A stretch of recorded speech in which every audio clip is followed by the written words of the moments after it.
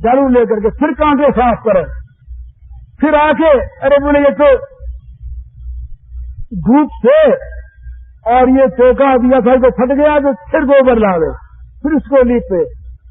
और बोले आगे तो खाएंगे क्या, तो फल तोड़ करके अपना ले आवे, वो रखे। अब दिन भर उसका यही काम, दिन भर यही काम। राम आवेंगे, भगवान राघवेंद्र आवेंगे, सरकार आए ही तो बड़े सुकोमल है वो, उनको कहाँ बैठाऊंगी। और अगर उनको गर्मी लगी तो तार के पत्ते तोड़ लाई, पंखा बना ले, बोले यूं यूं हिलाऊंगी, यूं हिलाऊंगी।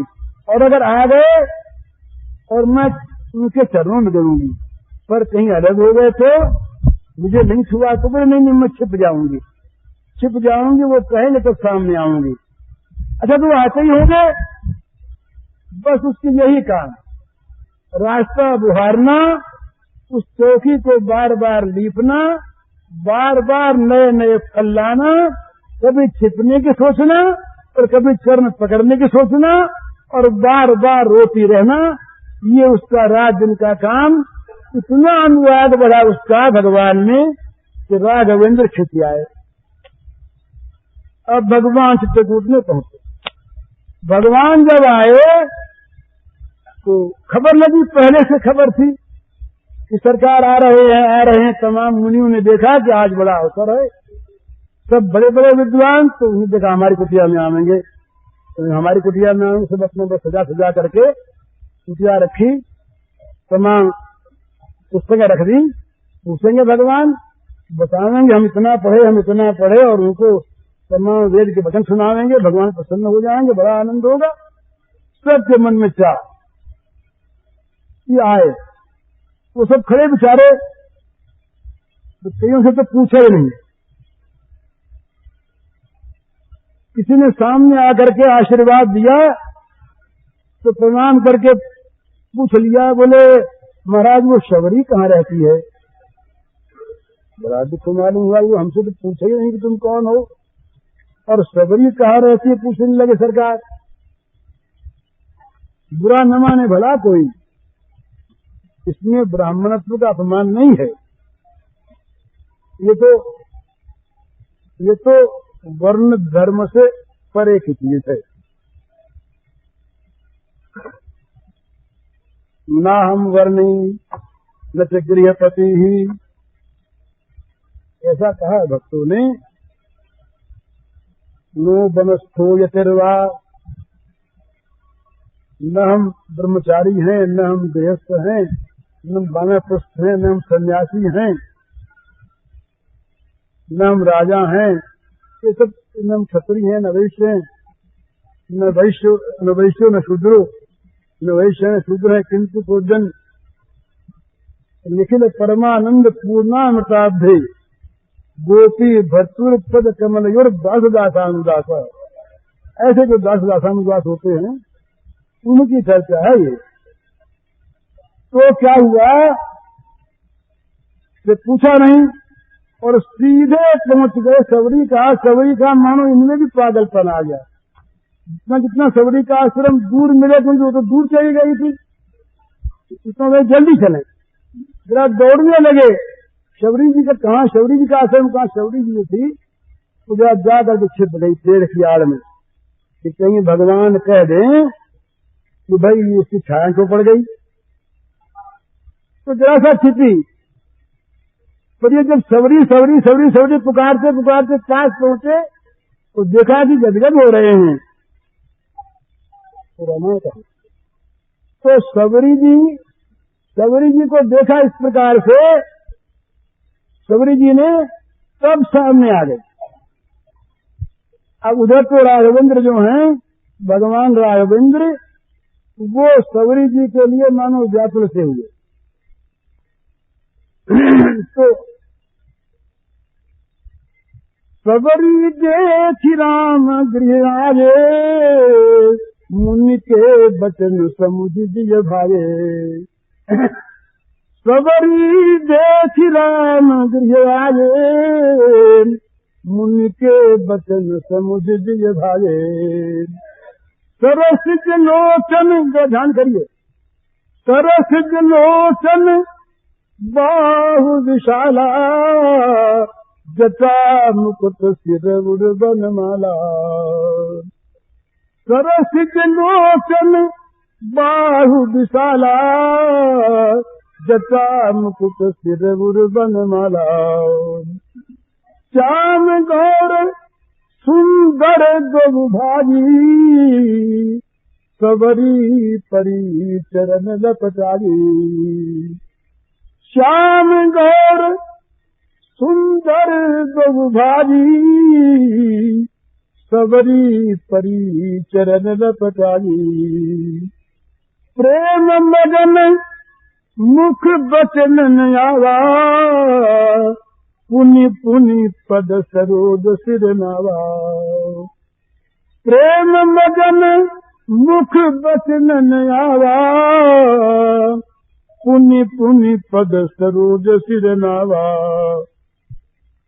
सादर जल है चरण पखारे, पुनि सुंदर आसन बैठारे।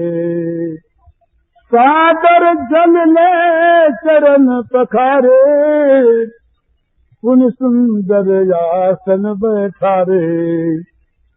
कंदमूल फल सरस अति, दिए राम कथयानी। प्रेम सहित प्रभु खाए, बारंबार बखानी। बड़ा मधुर प्रसंग है। जब ये भगवान राघवेंद्र श्याम गौर दोनों भाई वो जगत के मुक्तमणि सौंदर्य माधुर्य के मनु मूर्तिमान अवतार, जिनके बड़े विशाल कमल लोचन हैं, जटाओं का सुंदर मुकुट बना रखा है सिर पर, जिनके वक्षस्थल पर वनमाला लहरा रही है, बड़े सुंदर, निर्भय हो गई है। कोई मन में शंका रही नहीं, प्रभु जो मेरा नाम लेते आ रहे हैं, मुझसे बड़ा प्रेम करते हैं। तो ये सामने दिखते ही चरणों में लिपट गई भला, चरणों में उसने धोख नहीं खाई, धोख खाने का होश नहीं रहा उस समय उसको, ये होश तो पीछे आया। पहले तो उसने देखा, जो ही सामने देखा, श्याम गौर सुंदर दुभागी, सबरी परी चरण लपटारी। श्याम गौर सुंदर जोड़ी को देखते ही सबरी ने दोनों के चरणों को पकड़ लिया। और वहां सबरी ने क्या किया, ये इसके बाद विधि की गति होगी, अब विधि नहीं है। सबरी के आंखों से इतने आंसू बहे कि भगवान के चरण धुल गए। ये जो प्रेम मगन शब्द है, इससे ये बात सिद्ध होती है। तो प्रेम में निमग्न हो गई, माने प्रेम की जितनी दशाएं हैं, वे सब दशाएं सबरी जी में प्रकट हो गईं। सबरी जी प्रेम की दशा को प्राप्त हो गई। सारी जो प्रेम की विकृतियां जिन्हें कहते हैं, जिनको प्रेम के लक्षण कहते हैं, वे सब लक्षण सबरी जी में प्रकट हो गए। तो प्रेम मगन मुख बचन नयावा, मारे प्रेम के उनके मुख से वचन नहीं निकला। प्रेम मगन मुख बचन नयावा, पुण्य पुण्य पद सरोज सिर नावा। प्रेम में निमग्न हो गई। प्रभु कहते सबरी जरा छोड़ दे, जरा पैरों को छोड़, पर सबरी तो बोल नहीं सकती, वो बोल नहीं रही, मुख बचन न आवा। प्रेम के मारे सबरी की वाणी बंद हो गई, सबरी के नेत्रों से जल बहने लगा, सबरी ने नेत्रों की जलधारा से भगवान के चरणों को पखार दिया और बार बार वो न मालूम क्या क्या उसके करने लगी, कभी सराहने लगी, कभी सूंघने लगी, कभी क्या करने लगी। प्रेम की दशा में सबरी ने मग्न हो गई। भगवान ने कहा जरा उठो। तब कुछ होश आया, तब उठी, पर उठने पर रहा नहीं गया, उठी फिर चरणों में गिरी, फिर चरणों में शीश रखा। भगवान का क्या उठो तो बात तो सुनो। उठी फिर सिर रखा। प्रेम मगन मुख बचन न आवा, पुनि पुनि पद सरोज सिर नावा। बार बार उस चरण कमलों में सिर नवाने लगी। ये चला बहुत देर तक। अब भगवान खड़े हैं, उनको भी बैठने के लिए नहीं कहा गया। तो भगवान बोले सबरी, अरे दूर से हम आए हैं, जरा जल ला, हम पैर धोएं। अब होश आया, अरे मैं तो अब तक जल लाए नहीं, ये प्रभु तो अब तक खड़े, और मैंने इनको बैठने के लिए नहीं कहा, खड़े ही थे अभी। तो देखा ना, देखते ही श्याम को सुंदर दो भाई, यहाँ बैठने की बात नहीं आई, बैठेंगे इसके बाद। खड़े रहे देर तक, इसे चलने छोड़े नहीं, बार बार सिर नवाती रही। तब भगवान ने कहा राघवेंद्र ने कि सबरी जरा जल तोला, पैर धोएं। तब सादर जल ले चरण पखारे, पुन सुंदर आसन बैठारे। बड़े आदर के साथ जल ला करके कहा सरकार नहीं धो दूंगी, मैं धो दूंगा, आज बड़ा अवसर मिला ना, किसी मुनि ने अवसर नहीं दिया आज तक इसके हाथ का जल स्पर्श करे। पर भगवान राघवेंद्र ने कहा जल लाओ, तो बड़ा साहस हुआ, बड़ा हर्ष हुआ। सबरी जी स्वयं जल लाई और कहा नाथ मैं धो दूं। तो भगवान ने पैर आगे कर धो। सादर जल ले चरण पखारे, धो दी चरण। फिर अपने पल्ले से पहुंच दिए, पहुंच कर कहा महाराज इस चौकी पर बैठिए। वो गोबर मिट्टी की बनी हुई चौकी, सुंदर आसन पर वही था। वहां पर वन में कौन सा गली था, उसके पास आया था, महल थोड़ा ही था। गरीब नहीं बेचारी, जब बैठ गए तब पूछा महाराज दूर से आए हैं, भूख भी लगी होगी, विकार हो तो रखा था पास ही। वो तो कंदमूल फल जो है वो लाया करती थी, न मालूम दिन में कई बार, एक बार नहीं।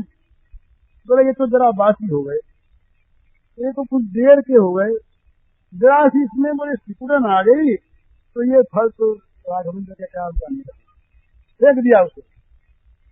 क्षण में लावे, इसका यही काम। तो सब ला करके कंदमूल फल सुरसयती दिए राम कथनामी, ला दिए। बिल महाराज भोग लगाया, वो खाने लगे। अब खाने की जो बात है वो बड़ी विचित्र है। भगवान ने एक फल को लें और लेकर के जरा सा उसका ग्रास तोड़े और खाना तो बंद कर दी। अरे बोले सबरी ये तू कहाँ से ले आई, तो बड़ा मीठा भाई, ये तो ऐसा बढ़िया तो हमने कभी जीवन में खाया ही नहीं। हम जनकपुर भी गए और हम अयोध्या में भी रहे और बड़े बड़े हमारे यहाँ तो, लेकिन हमारे किसी बगीचे ऐसा फल तो हुआ ही नहीं। प्रेम सहित प्रभु खाए बारंबार बखाए। इसमें बात क्या थी? ये भगवान जो है ना, कि जहाँ कहीं प्रेम देखते हैं वहाँ बड़ी भूख लगती है, और वहाँ जो मिलता है इतना मीठा मालूम होता है कि उतना मीठा मानो कभी इन्होंने खाया ही नहीं जीवन में। ये मैंने प्रश्न सुनाया था ना, जब लौट गए वहां पर अयोध्या में, और जब राज्य सिंहासन पर समासीन हो गए, और जब वशिष्ठ मुनि की पत्नी ने घर बुलाया, कौशल्या मैया ने और कई माँ ने और माताओं ने जब अपने घर बुला के जिमाया, तो मित्रों ने घर में निमंत्रण दिया, तो जनक महाराज ने जब बुलाया अपने घर, बड़ी तैयारी हुई, तो चारों जगह राम ने अपना शील छोड़कर, राम बड़े शीलवान, शील छोड़ करके राम ने अपना ये कह दिया कि भाई ये वो स्वाद तो इसमें नहीं है। घर गुरु गृह प्रिय सतन सासुरे, भई जहाँ जहाँ पहुनाई। घर गुरु गृह प्रिय सदन सासुरे, भई जहाँ जब पहुनाई। तहाँ तहाँ कही सबरी के फलन की, रुचि माधुरी न पाई। जब जहाँ पहुनाई हुई वहीं जाकर के सरकार बोले, भाई चीज तो बड़ी अच्छी बनी, बड़ा सुंदर है ये, पर भाई क्या बताऊं, हमें तो जब खाने बैठते हैं तब वो सबरी वाले देर याद आ जाते हैं कि भाई वो जैसे मीठे थे, बड़ा बड़ा अच्छा मैया जी आपके यहाँ का बड़ा अच्छा बना, सारा तो खराब कर दिया ये कह करके, बड़ा अच्छा बना तो उससे ये अच्छा था। पर राम इतने इतने इस प्रेम के सबरी के बेरों को खाकर विमुग्ध हुए कि राम भूल गए। तो प्रेम सहित प्रभु खाए बारंबार बखान। ये बारंबार शब्द जो है एक बार नहीं, कहीं खा करके हम लोग जैसे धन्यवाद देते हैं, बोले आपके यहाँ आज अपने अपने हमने भोजन किया और बड़ा अच्छा किया, आपने बड़ी अच्छी चीज आपने खाने को दी और धन्यवाद। ये धन्यवाद नहीं दिया भगवान ने, वो खाते खाते बारंबार बखान, खा रहे हैं और बार बार बखान रहे हैं, बड़ा अच्छा। एक गिलास लिया पर ये तो उससे भी मीठा है, ये तो उससे भी बहुत अच्छा है। अब ये बिचारी, ये तो इसका तो जो भगवान बड़ाई करें और जो भगवान उसके प्रेम की सराहना करें, क्यों तो इसका प्रेम बढ़ता चला जाए। ये प्रेमी और प्रेमास्पद के प्रेम की वृद्धि का तरीका होता है। क्या तरीका होता है? ये प्रेम का स्वभाव है प्रेमास्पद को सुखी देखना, तब सुख सुखित्वम। और जब प्रेमास्पद को सुखी देखता है तो क्या होता है, उसके सुख को देख इसको सुख मिलता है, तो इसका सुख और बढ़ता है। तो जब इसको वो सुखी देखते हैं तो उसका उनका और बढ़ता है। इस प्रकार प्रेम और सुख ये बढ़ते चले जाते हैं, असीम की ओर जाते हैं, इनकी कहीं सीमा नहीं होती। तो पानी जोरी आगे भज ठाढ़ी, प्रभु ही दिलो की प्रीति अति बाढ़ी। पानी जोरी आगे भज ठाढ़ी, प्रभु ही दिलो की प्रीति अति बाढ़ी। वो भगवान का सौंदर्य, वो भगवान का माधुर्य, वो भगवान के प्रेम से भरी आंखें और वो भगवान की मधुर वाणी शबरी ने बड़ी तैयारी की। तो नहीं हमारे लिए कैसे कैसे बढ़िया फल ला के रखे, इनको तो खा करके हम तृप्त होते ही नहीं भाई, ये तो बड़े मधुर लगते हैं, बड़े अच्छे लगते हैं। यूं बार बार सुन करके और सबरी जी की प्रीति अत्यंत बढ़ गई। सबरी जी ने सोचा कि स्तुति करना, पर कुछ कहना आता नहीं, बोलना आता नहीं, तो उन्हीं से कहने लगी, कई विधि स्तुति करो तुम्हारी, अधम जाति में जड़मति भारी। कई विधि स्तुति करो तुम्हारी, अधम जाति में जड़मति भारी। और फिर अधम से अधम अधम यति नारी, तिनमह में मति मंद यघारी। अधम से अधम अधम यति नारी, तिनमह में मति मंद यघारी। दैन्य प्रियत्वाच, ये भगवान जो हैं इनको दैन्य बड़ा प्यारा है। जहां कहीं जिसके जीवन में दैन्य आ गया, और जीवन का दैन्य जिसकी आंखों में, जिसकी वाणी में, जिसके जीवन में उतर ही आया, उस दैन्य को देखकर और भगवान जो हैं पिघल जाते हैं, उस दैन्य के हाथ दिख जाते हैं। तो हाथ जोड़ के सामने खड़ी हो गई, प्रेम इसका अत्यंत बढ़ गया और बोली, सरकार नाथ, मैं तुम्हारी स्तुति कैसे करूं? एक तो मैं जात की अधमभिलनी, और कहीं कुछ समझदार होती तो बात थी जड़मति भारी। बुद्धि से मैं अत्यंत जड़, जात से अधम और बुद्धि से अधम। और फिर ये अपना दैन्य बताते हैं, अधमति अधम अधम यति नारी, एक जात से अधम, बुद्धि से अधम, और फिर उनमें भी मैं अधम, नारी जाति, मुझे कोई अधिकार नहीं।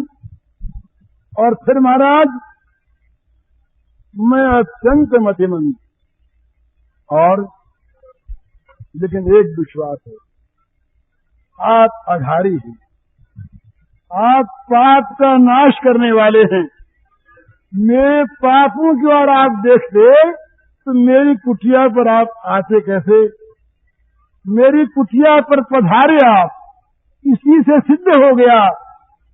आधारी जो ये संबोधन है, यहाँ पहले पैर ये संबोधन दिया सबरी ने, तो सबरी ने जान लिया कि भगवान जो है अघ का नाश करने वाले हैं, आधारी आप हैं, आप जानो अब मैं क्या कहूं। भगवान ने फिर प्रेम बढ़ाने की बात कही, और भगवान ने ऐसी बात कही कि जिसमें प्रेम का प्रताप उन्होंने प्रकट कर दिया। वो बोले, कह रघुपति सुन भामिनी बाता, मानव एक भगति कर नाता। कह रघुपति सुन भामिनी बाता, मानव एक भगति कर नाता। जाति पाति कुल धर्म बड़ाई, धन बल परिजन गुण चतुराई। जाति पाति कुल धर्म बड़ाई, धन बल परिजन गुण चतुराई।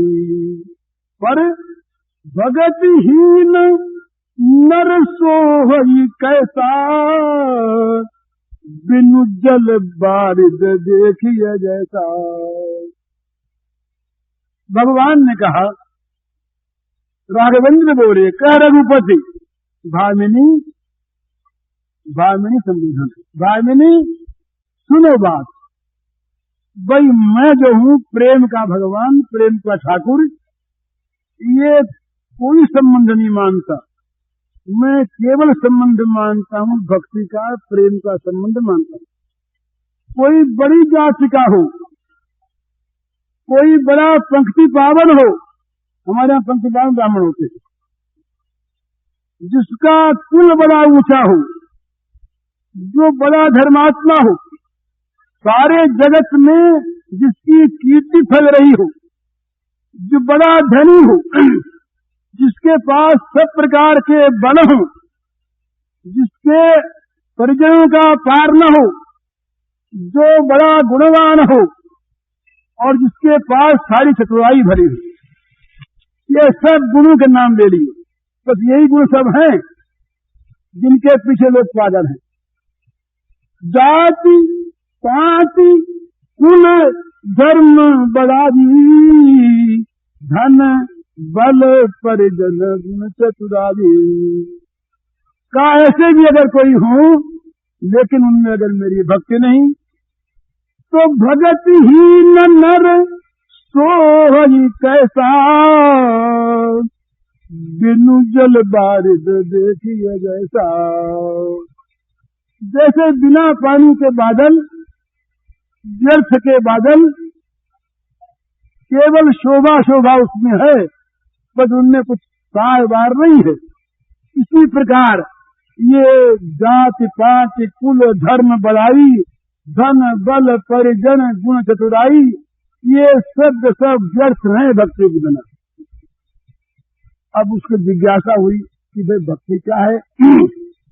तो भगवान सिद्ध करना चाहते हैं कि मैं जिसको भक्ति मानता हूँ उस भक्ति की तुम तो मूर्तिमान प्रतिमा हो।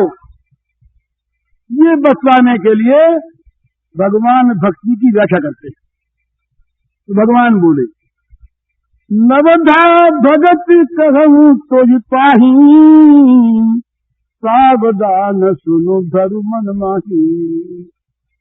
प्रथम भगति संतन कर संगा, दूसरी रति मम कथा प्रसंगा।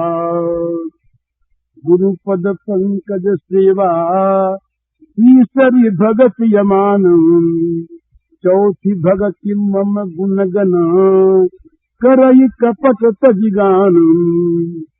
मंत्र जाप मम दृढ़ विश्वासा, पंचम भजन तो वेद प्रकाशा। छठ दम शील विरति बहु कर्मा, निरत निरंतर सज्जन धर्मा। सातव सब मोहिम जग देखा, मोते संत यधिक करि लेखा। आठव जथा लाभ संतोषा, सपने हूँ नहीं देखे पर दोषा। नवम सरल सब सन छलहीना, मम भरोस ही हरस न दीना। नवम एक जिनके होई, नारी पुरुष सचराचर कोई। सोयति सय प्रिय भामिनी मोरे, सकल प्रकार भगति दृढ़ तोरे। इस प्रकार का सुंदर प्रसंग है कि भगवान की बताई हुई इन भक्तियों को आदमी समझ ले और इनमें से एक भी जीवन में उतार ले। तो भगवान कहते हैं इनमें से अगर एक भी जिनके हो, तो चाहे कोई हो, वो नारी हो, नर हो या जीव चराचर में कोई भी हो, वो मुझे बड़ा प्रिय होता है। तो भगवान के प्रिय बनने का, भगवान का प्यारा बनने का, जिसके यहाँ भगवान स्वयं आ जाए पूछते हुए, ऐसा बनने का साधन जो है ये भगवान ने यहाँ बताया। इनकी व्याख्या नहीं करता, बहुत केवल शब्दार्थ करता हूँ। पहली भक्ति है संतों का संग, विषयी पुरुषों का, विषयी लोगों का, विषयी जन का, विषयी वातावरण का परित्याग और संत का संग, ये पहली भक्ति। दूसरी भक्ति है भगवान की कथा में प्रेम। ये सुनना नहीं, सुनना दम्भ से भी होता है, सुनना और किसी हेतु से भी होता है। तो भगवान दूसरी रति में कथा प्रसंगा कहते हैं कि मेरी कथा प्रसंग में जिसके मन में रति हो, जो सुन के कभी अघावे नहीं, सुनते ही जिसके प्रेम बढ़ जाए। और तीसरी भक्ति क्या है? मान छोड़कर, अमानी होकर, अभिमान का त्याग करके श्री गुरु के पद पंकज की सेवा करे। ये तीसरी। चौथी भक्ति क्या है कि मन में कपट न रखकर, वहां तो है अमान, गुरु की सेवा में मान का त्याग करे। वहां मान की बात आई विशेष रूप से। अभिमानी बन जाए, मन में दूर से गुरु को हाथ जोड़ ले, गुरु सेवा नहीं होती। मान का त्याग करके गुरु की सेवा करे, ये तो हुई तीसरी भक्ति। चौथी भक्ति क्या है? मन गुण गण करई कपट तजिगान, कपट छोड़कर मेरे गुण गणों का प्रेम पूर्वक गान करे, ये चौथी। और मंत्र जाप मम दृढ़ विश्वासा, बड़े विश्वास के साथ दृढ़ विश्वास करके भगवान के नाम मंत्र का जाप करे, अथवा भगवान में दृढ़ विश्वास रख करके भगवान के नाम मंत्र को जपे। ये पांचवी भक्ति। और इंद्रियों का दमन करे, शील रहे और बहुत ज्यादा धंधों में न पड़े, विरति बहु कर्मा, अधिक कर्मों से बचा रहे और नित्य निरंतर जो संतों का धर्म है उसको धारण करे। ये छठी भक्ति। और सारे संसार को भगवतमय देखे पर संत को भगवान से भी विशेष देखे, ये सातवीं भक्ति। जो कुछ मिल जाए, मान अपमान अच्छा बुरा, उसी में संतोष करे। तो स्वप्न में भी कभी भूल कर भी दूसरे के दोष को न देखे, ये आठवीं भक्ति।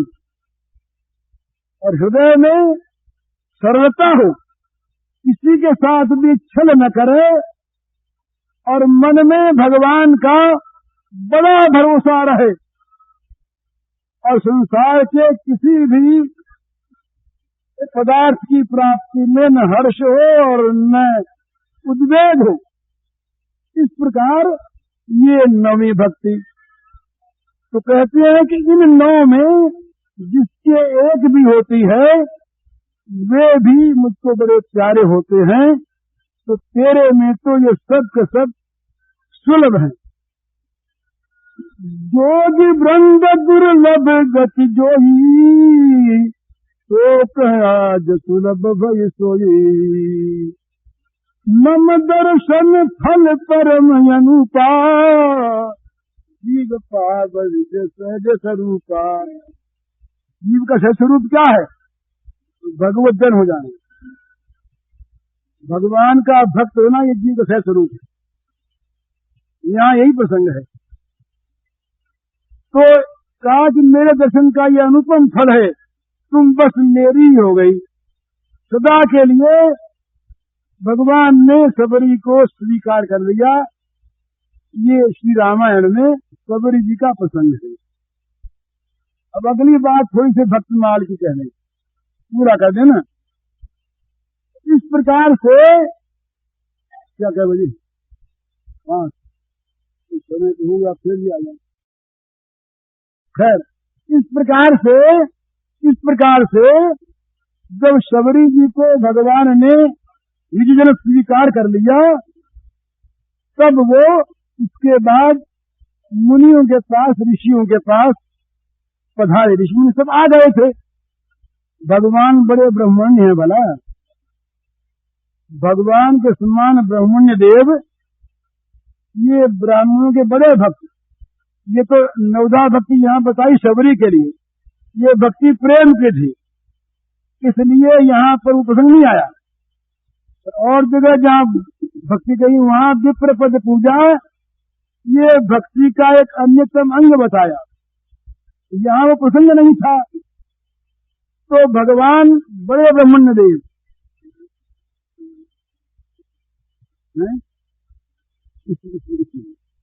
इसका दो बार बताइए।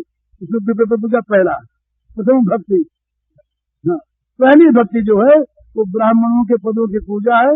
ये अन्यत्र जो भगवान ने भक्ति बताई है, भगवान नहीं, राम नहीं, वो ठीक प्रसंग के अनुसार है। ये प्रसंग जो था सबरी का, तो यहाँ पर तो जाति पांच कुल धर्म बढ़ाई, इन सब का निराश करना था ही नहीं है, इन सबका तुच्छ बताना था। तो यहाँ वो कैसे बताते? तो खैर, तो भगवान बड़े ब्राह्मण्य देव, तो ब्राह्मणों की सेवा में पहुंचे, हाथ जोड़े, सबको प्रणाम किया, सबसे आशीर्वाद लिया, सबके पास बैठे और सबका कुशल पूछा और सबको आप्यायित किया बड़े नम्र वचनों से। और कहा कि देखो महाराज, ये बुढ़िया रही बुढ़िया, और मैंने सुना था बहुत दिनों से कि पागल सी हो गई है, बार बार उठती है, दौड़ती है, भागती, झाड़ू लिए फिरती है, कहीं मर वर न जाए। आप लोग तो विवेकशील हैं, इसलिए प्रेम के बाद भी विवेकी प्रेमी नहीं होता। जहाँ प्रेम होता है वहाँ विवेक सारा ढक जाता है। तो इसमें ये व्यंग नहीं है, श्लेष है। भगवान जो है ना, उनकी वाणी जो होती है वो सबके लिए सर्वार्थमयी होती है। तो भगवान ने कहा आप बड़े विवेकवान हैं, आप ज्ञानी हैं, आप यहाँ तो अभी मैं आ गया तो आप बुरा नहीं मानेंगे, महात्मा आप हैं, आपकी मुझ पर हमेशा कृपा रहती है। पर वो कहीं बुढ़िया मर जाती तो बड़ी मुश्किल आप लोगों को ही होती, इसलिए मैं पहले वहां गया, आप कृपा आपकी। तो सब ब्राह्मण जो है ना, तुम्हारा एक गुण की बात बताऊं, ब्राह्मण के समान सरल हृदय महात्मा जगत में कोई जाति हुई नहीं। सरलता को मना संतत्व, संत बना क्या है कि जो है सरल। तो ब्राह्मणों को, ये ब्राह्मण को राजी करना हो तो ऐसे भोले हैं ये, जरा सी तारीफ की हाथ पर जोड़े कि ब्राह्मण देवता बड़े भूल गए सब पहली बात। अब दुर्वासा को ये कहा हो तो दूसरी बात है, तो आज ये ब्राह्मण से बड़े सरल, बड़े बड़े सरल प्रसन्न हो गए। बोले राम जी तुम्हारा क्या कहना, आप तो महाराज चक्रवर्ती सम्राट ही हैं, पर ये तो पिताजी ने वनवास दे दिया और आ गए, तो आपके समान तो आप ही प्रसन्न ब्राह्मण। तो ब्राह्मणों ने, अब वो दूसरी बात फिर आई, ब्राह्मण ने कहा महाराज हमें एक कष्ट है। क्या? तो कहा इस सवरी के कारण से हुआ हो या कैसे हुआ हो, हमारा जो पंपा सरोवर है इसका जल खराब हो गया, एक बार महाराज इसको आप शुद्ध कर दें। उन्होंने कहा भी हम शुद्ध कैसे कर देंगे, आप लोग बड़े भारी आप विद्वान हैं। तो कुछ बोले नहीं आप भगवान, आप चल के एक बार आचमन कर लें उस पानी का, शुद्ध हो जाएगा, हमारा विश्वास। तो भगवान राम जी बोले अच्छा चलते साथ। तो राम जी गए, जा करके भगवान ने जल लिया, वहां के तमाम कीड़े उसमें सब बिल्कुल कीट सब के गिरा रहे। भगवान ने यूं घसा के आचमन लिया, आचमन कर दिया। तो कहा भाई देखो हमने तो आचमन कर लिया और जल तुझों का तो रहा, तो जरा आप पैर रखिए इसमें। भगवान ने पैर रखा, जल तुझों का तो रहा। तब ब्राह्मण ने कहा महाराज फिर क्या उपाय करेंगे, आप भी आ गए तभी भी नहीं शुद्ध हुआ। तो भगवान बोले भाई एक बात हमारे ध्यान में एक बात आती है, वो बुढ़िया जो है ना यहाँ पर सबरी, ये क्यों कहते हैं कि बड़े की क्या घटना हुई आपके यहाँ उसकी? कहा वो बुढ़िया जो है वो सबरी, उसने हमारे चरण धोए और बड़ा बड़ी अच्छी, वो तो बड़ी साध्वी है ऐसा मालूम होता है। तो जो काम भगवान से नहीं होता वो काम संत से होता है। तो भाई हमारी तो यहाँ पर देखो तुम्हारी कुछ हुआ नहीं, उसको बुलाओ और कहीं वो आकर के इसमें चरण रख देगी तो हमारा विश्वास है कि हो जाए। तो इस पर कई तरह कथा आती, वो यहाँ नहीं कहनी है, कोई तो यहाँ तक कहनी कथा उन्हें बताया ना उस दिन महाराज जी ने, विजय राघवाचार्य जी ने, कि ब्राह्मणों ने यूं तो बोले छुएंगे नहीं, तो एक डोली बना करके उसको ला के पटक दिया उसने। पर ऐसी बात नहीं, यूं कहें हम कि उसके पास गए, जाके बोले कि अच्छा शबरी तू चल। शबरी डर गई, बोले कहीं डूबो देंगे उसके अंदर। तो कहा राम जी ने बुलाया है, पर राम जी ने बुलाया तब चलने क्या आपत्ति। शबरी आ गई। जब शबरी पंपा सरोवर के तट पर आई तो भगवान ने कहा कि शबरी जी देखो अब तुम तो जा रही हो परम धाम में, तुम ब्राह्मणों का एक काम कर जाओ। बोले महाराज क्या आज्ञा? तो कहा बस इसमें जरा सा अपना चढ़ इसमें रख दो इस पंपा सरोवर में, तो महाराज पवित्र हो जाएगा। बोले पवित्र हो जाएगा तो इसको हम ठीक कर। शबरी ने चढ़ रखा, चढ़ रखते ही तमाम जल विशुद्ध हो गया, तमाम कीड़े वीड़े जो थे सबकी मुक्ति हो गई, सब कीड़े तमाम उसमें रहे नहीं कोई भी, और जल निर्मल हो गया, स्वच्छ हो गया। तब ब्राह्मणों ने कहा कि भाई बात तो ठीक है, ये कभी कभी जो ऐसा है ना हो जाता है, वो सुधनवा रहे महाराज। तो वहां भी एक ऋषि अड़ गए, बोले ये इसके बाप ने जरूर सुगंधवा के बाप ने बेईमानी की है, बेटा है ना। प्रतिज्ञा कर ली थी, सुगंधवा के पिता ने घोषणा कर दी कि सवेरे जो इतने समय तक न आ जाए रण में, उसका सिर उड़ा दिया जाए। तो क्या हुआ कि वो तेल का कढ़ा था, सुगंधवा को हो गई देर, तो उसमें डालने की बात हो गई। तो इनके वो बड़े भारी बड़े महात्मा रहे, इतने बड़े महात्मा, वो इतने बड़े त्यागी, इतने बड़े सदाचारी, स्मृतिकार, कि भाई के घर में से फल ले आए तो हाथ कटवा दिया ऐसे। तो उन्होंने राजा ने पूछ लिया कि महाराज इस कारण से देर हुई है, तो इसको तेल कढ़ाई में डाल देगा। तो ऋषि बोले कि बेटा है ना, इसलिए पूछवाया, दूसरा वक्त क्यों पूछवाता, जाते हैं हम। तो राजा उनको मना करके ले आए, तेल के कढ़ाई में सुगंधवा को डाल दिया गया।